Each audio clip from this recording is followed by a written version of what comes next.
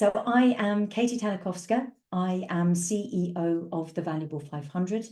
My pronouns are she and her, and I am a white 49-year-old woman. I'm going to be very specific because I'm 50 next month, which is a very exciting milestone.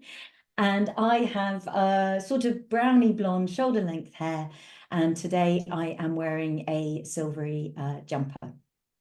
So I am joined today by three genuinely wonderful humans who are our panelists for today. We have the wonderful, the indomitable Tiffany Yu, founder and CEO of Diversability and author of her recently published book, The Anti-Ableist Manifesto. I believe she may have a, there you go. Wonderful. Both Tari and Tiffany are holding up copies of the book fresh off the printer. Equally fabulous is Tari Hartman Squire, who is founder of Ainsoft Communications. I love this, lights, camera, access. And also my wonderful colleague, Maciej, Stryjek. If you thought Talikowska was a mouthful, I've spent a while learning that. Maciej Stryjek, I think I'm there, who is our representation project lead. So Maciej's been doing a sterling job leading our inclusive representation, synchronized collective action, was the driving force behind our research last year and our white paper. I'm delighted to have all three of you. So I will briefly hand over to you three for your audio descriptions, and then we'll get into the meat of the exciting discussion for today. So perhaps if we start with you, Tiffany, dialing in from an airport in Denver at 7 a.m. So thank you. Hi, everyone. You've got Tiffany Yu here. My pronouns are she, her, and I'm a Taiwanese American woman with below the shoulder length black hair, and I'm wearing a black leather jacket, again, joining you from the Denver airport. Thank you, Tiffany. Tari. So we hope you all sit back, relax, and enjoy your flight. My name is Tari Hartman Squire. I won't tell you my age, but I'm a little north of middle-aged. My pronouns are she and her. I have long brown hair. I'm wearing a blue suit jacket with a flag, the American flag, that is the stars are in the shape of a wheelchair, and it's the official flag of the disability rights group ADAPT. Thank you. Thank you, And Tari. sorry, interrupted Katy. No, I'm Maciej. Maciej Stryjek. I'm a white male in mid-30s. I'm wearing a checkered shirt and a quickly fading tan, but it's still the last signs of summer in London, and I'm dialing in from London, UK. It's a beautiful sunny day here, and lovely to be part of the discussion. Fantastic. Thank you all very much. So in terms of the discussion today, we've structured it into three areas, all focusing on the societal impact of authentic disability representation. So the first area we're going to delve into is around discussing the case for change. Then secondly, we're going to move into looking within and inside your organizations to understand how to drive authentic disability representation through that internal change. And then we're going to look at how we can capitalize upon those important internal initiatives to deliver that external, broader societal impact. So looking how we bridge that gap between internal change and external impact. So first of all, the case for change. If we can start with you, Tiffany, why is it so important to pay attention to authentic disability representation? Yeah, so this is such a great question to start on because it creates the foundation for why this is so important. And I have a one-word answer, which I will share the one word and then expand on it a little bit. But the word that I use is possibility.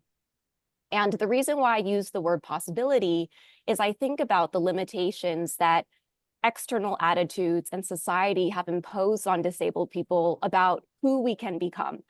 It limits our potential, it limits our possibility. And there's something I've been talking about recently that I call the assumption funnel. And there's a really great video that came out featuring this actress with Down syndrome named Madison Tevlin. And it starts out by saying, because you assume I don't drink, you don't serve me a drink, so I don't drink. And we can translate that to, because a publisher doesn't think that disabled stories are important, they don't give disabled authors an opportunity to write, so a disabled author doesn't get a book.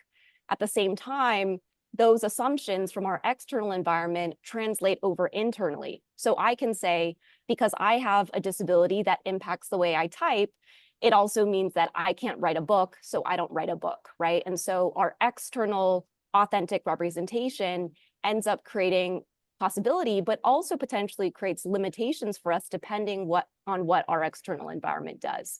So not only that, in addition, one of the things I've seen in the emergence of social media and TikTok and a lot of disabled creators showing up authentically on these platforms is it's not only helping to accelerate the next generation of disabled voices, disabled people finding their voice, but it's really kind of accelerating this next generation of advocacy as well. Yeah, amazing. Thank you. Yeah, I hear you loud and clear in terms of the opportunities and the possibilities, but also if you get it wrong, those real limitations. So thank you. So Tari, if we come to you, your world is you're joining us from LA, home of Hollywood. Your world is very much around productions and movies. In your world, how does authentic disability representation in media and the movies shape those societal perceptions and attitudes towards disability? That's a great question. I want to build on what Tiffany said. Media has the power to either reinforce myths or shatter stereotypes, not only for people with disabilities, but for all marginalized groups. And disability is the only club that somebody can join 24/7. And so those myths are very powerful. And the problem's been, there's been gatekeepers in media, whether you look at media as television, film, documentaries, advertising.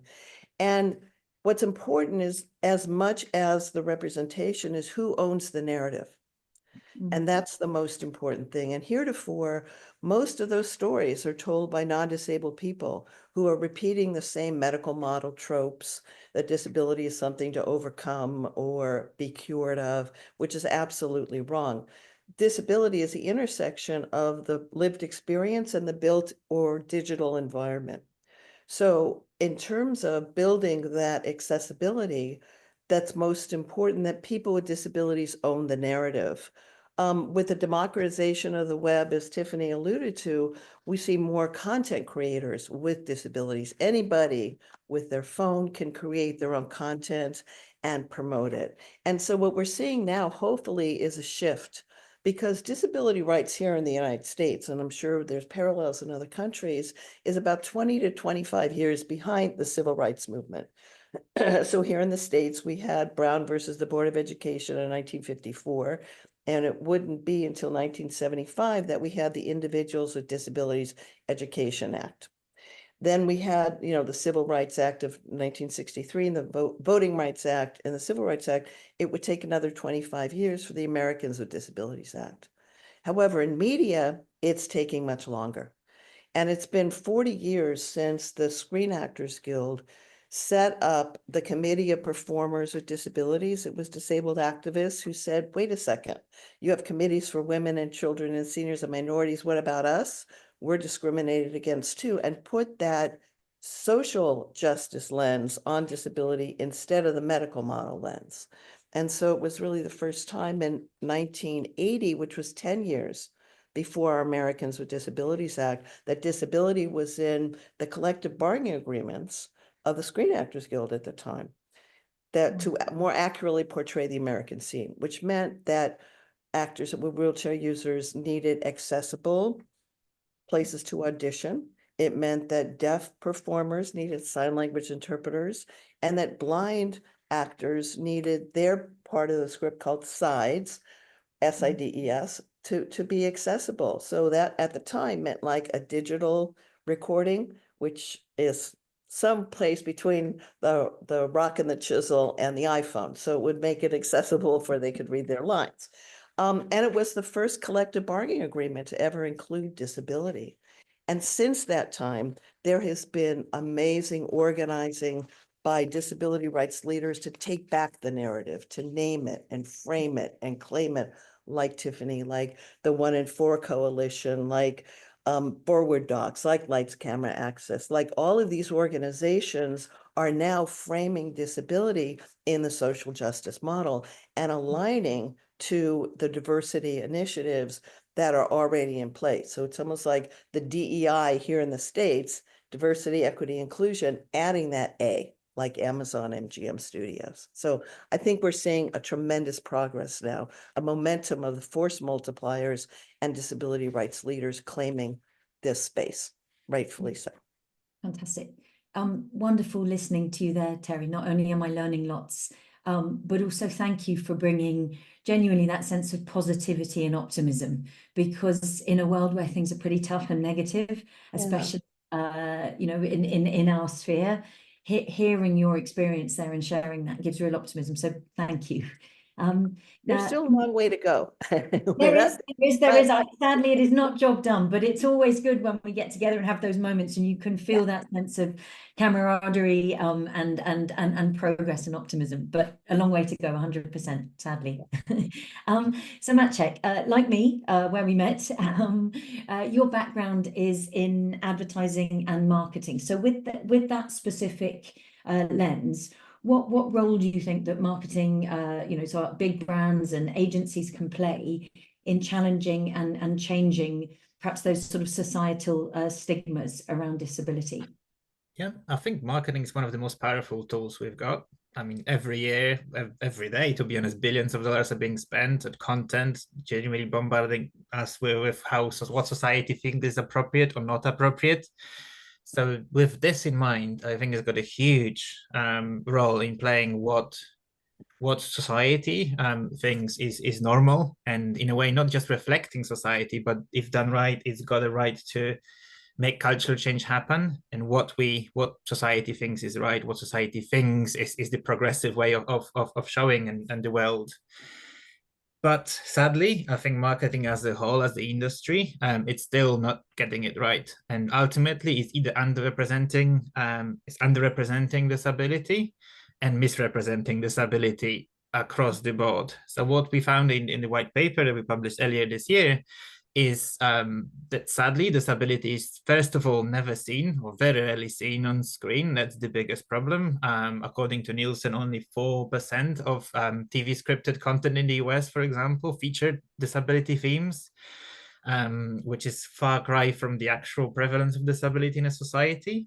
And sadly, as I said a second ago, the industry misrepresents what disability looks like. So we still see those like sad tropes of disability, people with disabilities being pitiful victims, people that genuinely need fully able people to take care of them. They're almost like a charity case. On the other end of the spectrum, we still see the sort of superhero, superhuman tropes.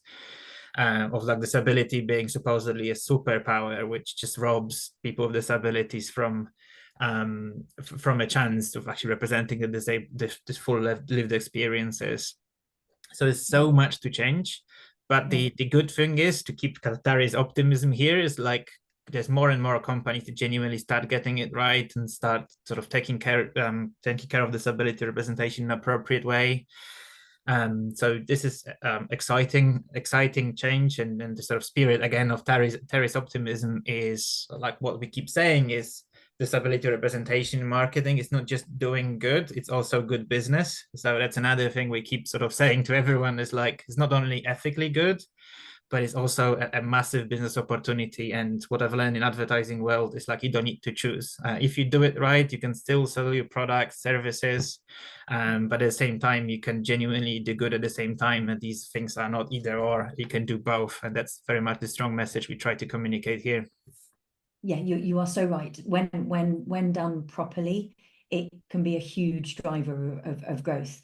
Maciej, forgive me, I'm going to put you slightly on the spot, but is there one brand that you feel is particularly doing this well? Is there a brand that you've seen recently or not necessarily recently, but a brand that you feel has got it right?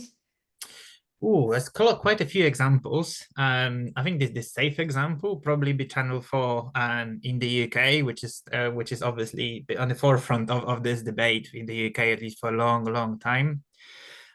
So they've been on this journey as well. What I particularly enjoy about them, and everyone sort of familiar with the Paralympics work, is that they do recognize, even though they do invest a lot in authentic disability representation, and every 4 years they do amazing Paralympics campaign, they do also recognize that it's a journey and they get it wrong all the time, and what society thinks is appropriate keeps changing. So they very much moved from the superhuman campaign, one of the more famous campaigns they did for Paralympics, in which they very much reinforced the trope of like disability as a superpower, to a bit more nuanced, massively more nuanced approach to the latest Paralympics this summer, in which they very much sort of portraying more nuanced way of disability. And I think they'll be the first ones to say, like, this is probably going to evolve in 4 years' time. There's probably going to be a different standard. So it's not like they've reached excellence level and they're going to stop. I think they evolve, and they're quite humble about their approach and their knowledge, even though they just one of the most amazing campaigns. And one thing that I would encourage everyone to actually study is the Code of Portrayal, which is a publicly accessible document in which like pretty much reinforces all the learnings of like what disability should be portrayed at and what shouldn't, which is an easily accessible sort of tool that everyone can access. Yeah, brilliant I example. agree. Thank you. Maciej, I really agree with you. On this side of the pond, in the United States, NBC has done a tremendous legacy. They hired the first series regular with a disability, Jerry Jewell, on the Facts of Life back in the early 80s. They have some amazing programs like NBC Universal Launch. On the Universal side of the house, they were the first to develop an actor were using a wheelchair. Les Janke was hired for a TV show in the 80s. And his dressing room, he was not accessible. It was no big deal because the engineers had a hydraulic lift, which they have all the time, so that Les could go into his dressing room. And NBC Sports here in the States has worked with Keely Catwells and Making Space. And Keely has this great quote that the disability community doesn't want a donation, we want an investment. And so I think that is the business case for people with disabilities. And the more marketing campaigns and advertising campaigns are disability driven and looking at tagging campaigns with what's important to the community, whether it's May and Global Accessibility Awareness Month, or July as Disability Pride Month, or the ADA here. In 1985, we had an act of Congress that was a joint resolution about National Disability Entertainment Week, or whether it's, October is NDEAM, as Katy talked about, but also December, the International Day of Disabled Persons. And when you look at marketing campaigns that tie into public policy, it's most important. And that disability is intersectional. So we want to spotlight those people of color with disabilities for those commemorative months as well. So I think it's really important that marketing campaigns can be used for social good. When we launched disability marketing with the movie My Left Foot, we wanted to prove here in the States that the ADA was a marketing opportunity and not a legislative burden. And there was all these statistics that was the justification for the ADA, that people with disabilities don't go to restaurants, don't go to theaters, don't go to retail. But we thought that one movie, if they saw that movie, that would really justify the fact for Title III of our Americans with Disabilities Act and public accommodations. And so I think it's really important to make sure your marketing is through the lens of authentic disability leaders, not service providers, and not those that say they represent the disability community, but go directly to the sources, which you have compiled in the project that we're working on. And didn't that report, I know it's early here in the morning, but the purchasing power was 13 trillion. Is that what you're finding, Wes? Yes. That's a lot of disposable income. That's a big number. Yeah, thank you. Yeah, it is. Okay. And if I can just add one more piece of data too. So I'm a former investment banker, so we love data, but like not only is it a $13 trillion US market opportunity, also Nielsen came out with research that said disability inclusive content is good for business, right? And looking at brands that are partnering with disabled content creators and reaching this disability centered audience. So we have the Nielsen research that says representation on screen and in advertising is not so great. But if we're looking at partnering with disabled content creators, getting that message out to our community, we are seeing that it is good business, smart business. And at the same time, can we take some of that data and hopefully have that influence some of what's happening in the advertising and marketing industry? Yeah. Fantastic point. Thank you. Tiffany, if I may stay with you as we move on to our second area, really, and looking about driving authentic disability representation through internal change. In your view, Tiffany, how does having disabled individuals, bringing in that voice of the disabled person in decision-making roles, affects the authenticity of external marketing? It just makes me think about, and Tari does a lot of work. I also live in LA, but I don't consider myself to be in the entertainment industry. It makes me think about who the gatekeepers are, right? And I think if we don't have people, I remember sharing last summer, I believe, some information around the number of disabled screenwriters, and that percentage is very low. And when you don't have disabled writers writing our stories, then again, it's kind of that assumption funnel where the people in the room decide that our stories aren't important, so those don't get the green light to make it onto the screen. So it's not only what you're seeing on the screen, it's also who's behind the scenes as well, to ensure that those narratives are authentic as well. And I've been seeing a lot of conversations around bringing on disabled consultants, which is really great, but it's also, can we embed them within the culture of making sure that no matter what we're doing, there's a saying that we use in our community that says, nothing about us without us. And I had a friend recently, a disabled friend, said, it's actually nothing without us. Yeah. So nothing, period. Right. Not even if it's about us or not. Like I have a phrase, actually, there's a chapter in the book called Representation Matters. And it just talks about how disabled people, we are everywhere, whether we're there or not. Maybe we have non-apparent disabilities and we don't feel a level of psychological safety to be transparent about them. But at the same time, if there's so much stigma and so much misunderstanding around this, then how are we going to make progress if we're only looking at disabled people as beneficiaries or those who appear on the screen, rather than those of us who have the agency and dignity to actually be in those leadership positions, to be making those decisions and those hiring decisions as well.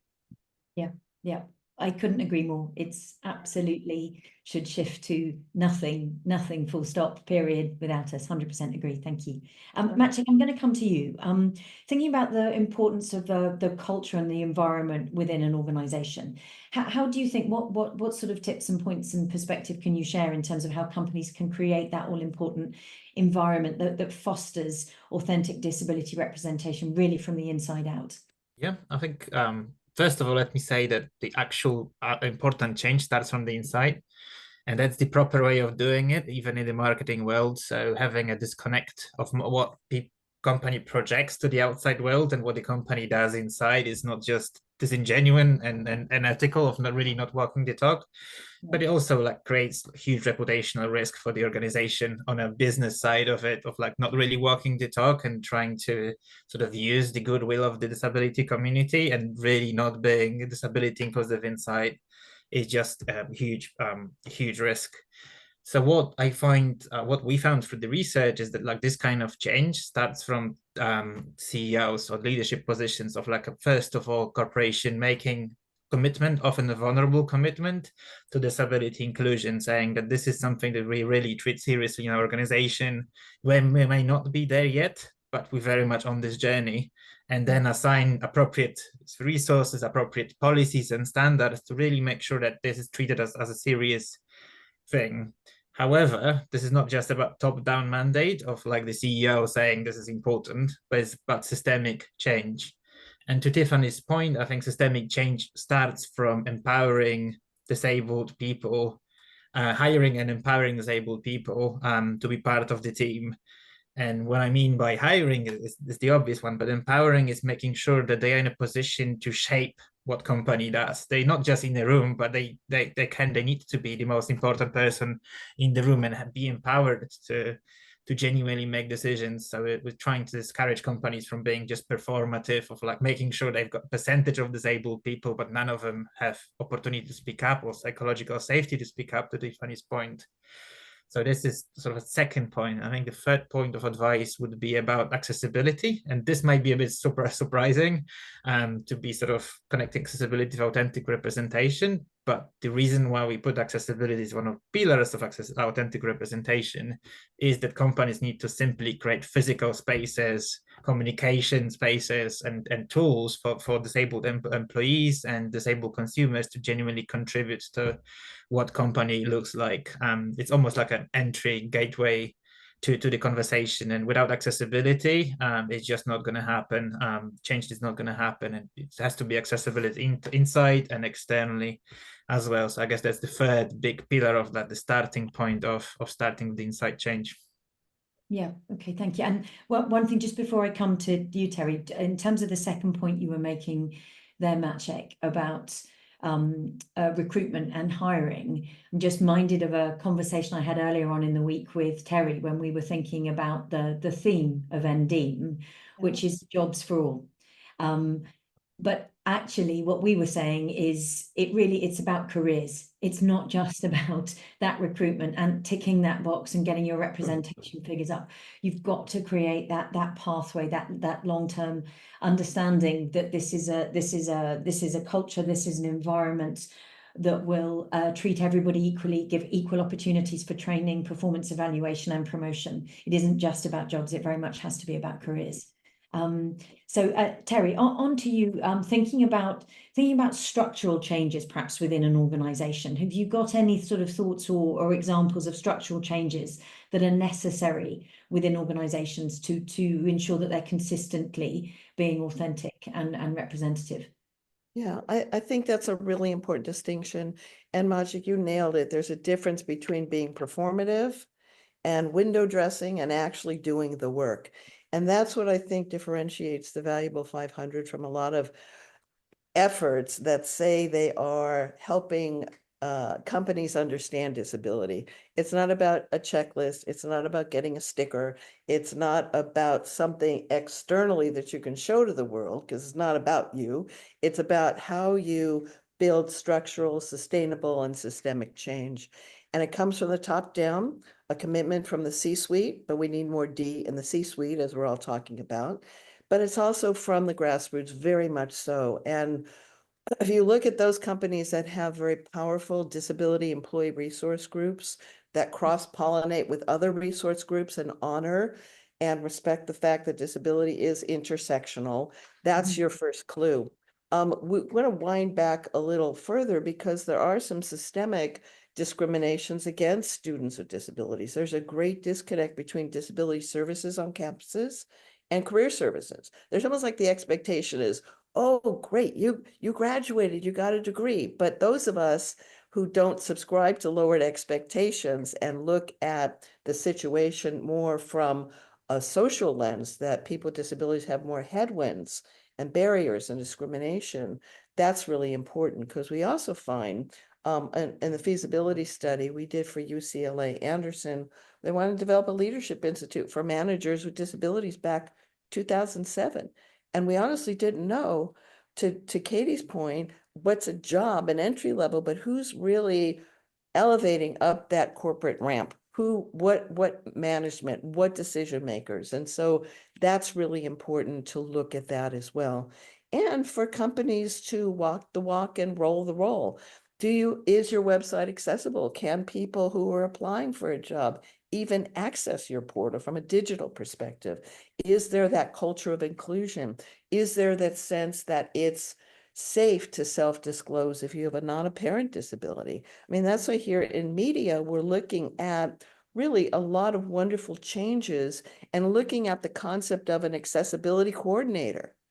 Because Hollywood moves quickly when Hollywood wants to move quickly. The COVID marshals came in a heartbeat because that was important. Fire marshals, intimacy coordinators. So there's a whole effort for accessibility coordinators for actors, but also for crew. And that to have accessibility as a line item in every budget, and maybe having those film permits contingent upon if you have accessibility. So we've got to be serious about it, and people need help. And you guys, what differentiates Valuable 500 is how granular you are and how you support people in their journey, not just to do something performatively, but to understand the reasoning behind it. Thank Is you, it Terry. okay if I add two Yeah, points here? absolutely. So one is, I wanted to clarify that the theme of NDEAM this year is access to good jobs for all. And I love what you're saying about jobs to careers, but I Yeah. wanted to bring that up because it's ironic to me that still in the majority of US states, you can still legally pay disabled people below minimum wage. Yes. So it's just a fascinating contradiction. I just wanted to bring Yes. Good jobs point. for all, great, but if the jobs for all are still undervaluing disabled talent, that's not it. I think the other thing I wanted to add too, just on the conversation around how do we implement these policies in place, is here in the US, as Terry's mentioned, we have had a law in place for over 30 years that have protected our rights in employment, public spaces, etc. But actually what needs to get on board is the hearts and minds and attitudes and perceptions around disability, because if you really still fundamentally do not believe that a disabled person is your peer, is your employee, is whole, valuable, and worthy just because we exist, you can put in as many policies in place and they will remain performative, and you will not execute them because you don't believe it. And that's why I think it's, you know, and I'm like, I come in here and I'm like, I love all the data. And then it's like, oh, great, we have a law. But if it's not enforced and executed and implemented because people still don't believe it, that's why I think part of the work is, actually, I learned a new term called durable skills, is kind of the durable part of this, which are, can I do the reflection to really confront the areas where I feel like I'm devaluing disabled bodies or disabled minds? And once I start there, combined with the policy, then I think we will actually start to make meaningful progress. Yeah. Yeah, thank you, Tiffany. Brilliant, Great. brilliant points as always. So I am mindful of time. Goodness me, our time together has flown by. We, I believe, have only got a mere 5 minutes left. So what I'm going to do is, we've got one more quick topic, but if I can ask you to be as disciplined as possible, and we'll see if we can get sort of 1 minute answers from you, and then we will go to the chat and see if we've got time for 1 or 2 questions. Goodness me, I shouldn't have said that long preamble because I've taken up too much time. Apologies. So bridging the gap, we spoke about how can we capitalize upon that internal change to drive that external impact. Maciej, I'm going to come to you first, again, perhaps with that marketing industry perspective. Have you got any thoughts, any examples of how that gap can be bridged?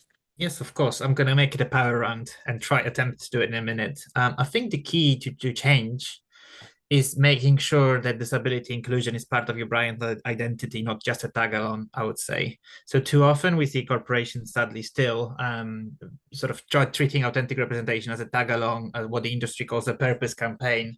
Whenever there's sort of spare funds, they're going to do amazing campaign, but the reality is internally it's not as amazing. The regular advertising they produce is just not good enough, not inclusive as well, and they're just richly trying to win awards off the back of the purpose campaigns of showing disability appropriately. So I think my one word of advice is make sure this is like the way you do business, not just the way you do business whenever there's spare funds or spare sort of big campaigns, which involves empowering people internally as all the good stuff that we just talked about, and make sure that portraying disability in the most authentic way you can do, and empowering disabled people in decision-making roles as well. Yeah, perfect, Maciej. Terry, over to you. Any thoughts or examples on that in terms of bridging that gap? I think the examples speak for themselves. We know that companies like Amazon MGM Studios consciously added the A of accessibility into the DEI. That's a declaration of commitment of the business imperative of disability. And accessibility is not new. You know, any movie set needs a ramp to get all the equipment and the scenery and the costuming. And why not hire folk talent? They use wheels, they're wheelchairs. And, you know, how else did Noah get all the animals in the ark? You needed a ramp. So this is nothing new, guys. Oath and Verizon Media was frustrated because they wanted to do their website and there was no authentic footage of people with disabilities in stock photos. So we partnered with Getty Images. We brought in the National Disability Leadership Alliance, the 17 owned and operated disability organizations, to tell us what makes an awful image and what's a good one. And that became a guidelines to 240,000 photographers in Getty worldwide. That's also for the moving image. Sony Pictures Entertainment has done for years. Sony PlayStation is the most accessible, and they worked with disabled leaders at Able Gamers, and they launched the Disability Loop Group last year. CBS Paramount has the longest running and rolling Actors with Disabilities on series. And so there's been a lot of wonderful change, but we see the difference if it's authentic or performative. Fantastic. Thank you, Terry. And Tiffany, if you don't mind, I have seen a really brilliant and I think really useful question that's come in on the chat. So I'm going to ask that question to you, if that's okay, because I think it will leave people with something really tangible. So this question reads, I want my brand to do much better. What are the first steps for a company that recognizes it needs to do better? Have you got any, what would be the immediate first step that you would recommend they take? Well, my first thought was, we have leadership here at the Valuable 500 that has been in your industry. And I think that the fact that you, Katy, and Maciej are here and spearheading this, you can help create a bridge for those brands who don't know how to approach our community to make those introductions. You know, Tari and I both run our organizations, and there are so many different companies that have access to talent. There's a platform called Inclusively for brands that are, for companies that are looking to hire more disabled talent.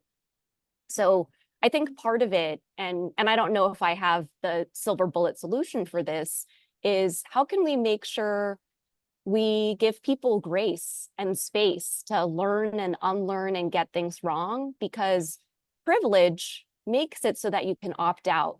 And sometimes it feels easier to opt out, right? But then just go back into the recording for this, write down all of those data points to bring that to your top leadership to get access to this $13 trillion market. But I will echo a lot of what's been said here around hiring and being intentional about it.